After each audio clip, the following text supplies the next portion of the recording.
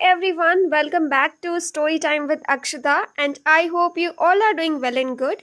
आज के इस वीडियो में हम कमला दास की एक बहुत ही फेमस पोम एंड इंट्रोडक्शन के बारे में जानने वाले हैं। उसकी डीप समरी, एनालिसिस और थीम्स सब कुछ डिस्कस करेंगे।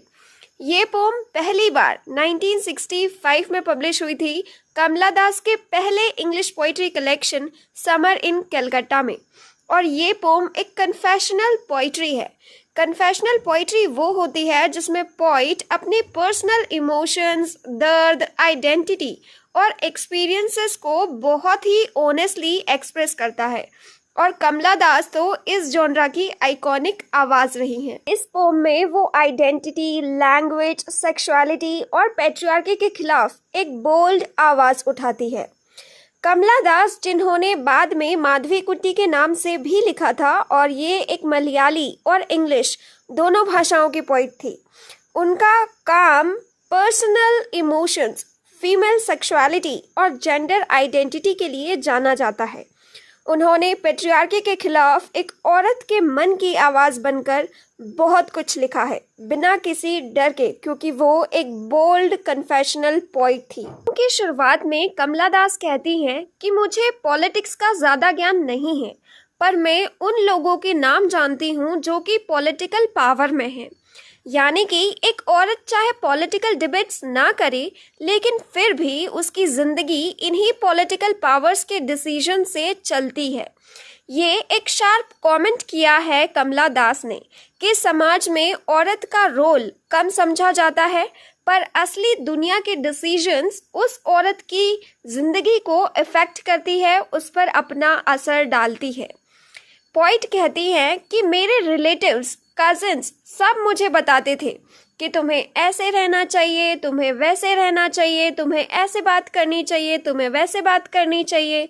एक छोटी सी लड़की को हर जगह से ये सीख मिलती है कि लड़कियों को कैसे रहना चाहिए, एक सोसाइटी में कैसे बिहेव करना चाहिए, शर्माना चाहिए, जेंटल रहना चाहिए, ज़्यादा लाउड और बोल्ड नहीं होना चाहिए। वो कहती हैं कि लोग मुझे डिफाइन करते रहते हैं, लेकिन मैं खुद क्या हूँ ये मुझसे किसी ने नहीं पूछा। सब मुझे मेरा रोल समझाते रहते हैं उस सोसाइटी में। पॉइट कहती हैं कि लोग मुझसे कहते हैं तुम इंग्लिश क्यों लिखती हो, इंग्लिश तो तुम्हारी मातृभाषा नहीं है। लेकिन कमला दास कहती हैं कि मुझे कोई फ़र्क नहीं पड़ता, मैंने इंग्लिश को अपना बनाया है। उस इंग्लिश में उनके जज्बात हैं, उनका दर्द है, उनका प्यार है, उनकी ज़िंदगी है। वो कहती हैं कि भाषा किसी की भी जागीर नहीं होती। जिस इंसान के इमोशंस उस भाषा में छप जाते हैं, वो भाषा उसी इंसान की हो जाती है। कमला दास कहती हैं कि I speak in 3 languages, I right in 2 languages and I dream इन 1। यानी कि मैं 3 भाषाएं बोलती हूँ, 2 में लिखती हूँ और 1 में अपने सपने देखती हूँ। वो कहती है कि I am what I am, मैं सिनर भी हूँ, सेंट भी हूँ, बिलव्ड भी हूँ, बिट्राइड भी हूँ। वो एक्सेप्ट करती है अपने सारे कॉन्ट्रडिक्शंस, अपने फ्लॉज, अपनी कॉम्प्लेक्सिटी, बिना किसी शर्म के। पॉइट कहती हैं कि ना मैं परफेक्ट हूँ और ना ही मैं कम्प्लीटली फ्लॉड हूँ। मुझ में खूबियाँ भी हैं तो मुझ में खामियाँ भी हैं, और मैं किसी के लिए अपनी आइडेंटिटी को कॉम्प्रोमाइज़ नहीं करूँगी। ये स्टेंजा एक पावरफुल फेमिनिस्ट स्टेटमेंट है, जहाँ पॉइट अपने पूरे अस्तित्व को अपनी कमियों के साथ एक्सेप्ट करती है।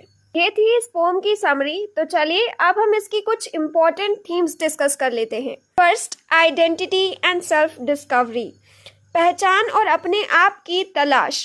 पॉइट अपनी पहचान ढूंढ रही हैं, ना सोसाइटी के दिए हुए लेबल से, ना ही जेंडर रोल से, बल्कि अपनी खुद की आवाज़ से। वो कहती हैं कि मैं कौन हूँ ये मैं डिसाइड करूँगी।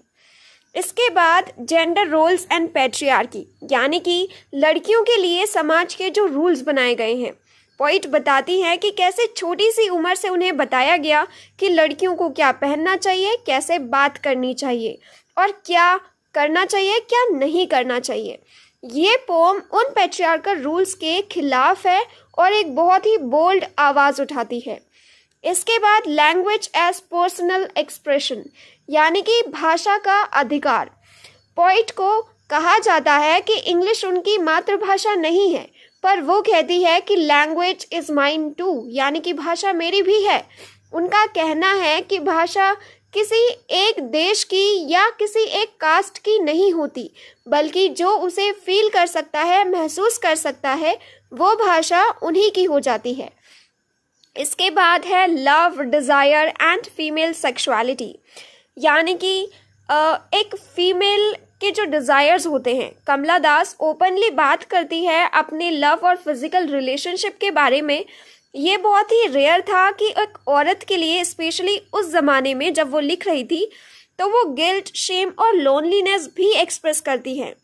ये एक कन्फेशनल और बोल्ड एक्सेप्टेंस है फीमेल इमोशंस की, क्योंकि तब उस टाइम पर ज़्यादा फीमेल डिज़ायर्स के बारे में नहीं लिखा जा रहा था।